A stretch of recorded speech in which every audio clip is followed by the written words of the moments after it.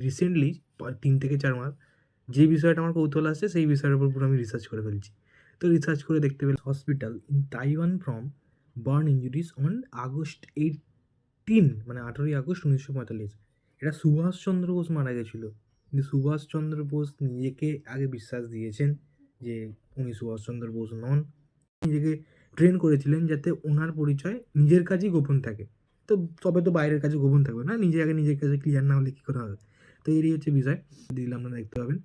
তো আর উনি গুমনামি বাবা নামে ছদ্মবেশে ছিলেন। আবার ভগবানজি, তারপরে অনেক বিভিন্ন ছদ্মনামে উনি থেকেছেন ভারতে। উনি একবার চশমা করাতে গেছিলেন, ওনার যে গোল ফ্রেমের চশমা করাতে গেছিলেন। তো ওখানে উনি ধরা পড়ে গেছিলেন। সেই নিয়ে একটা ঝামেলা হয়েছিল। সেটাও অনেক খবরের কাগজে পুরনো আর্টিকেলে দেওয়া হয়।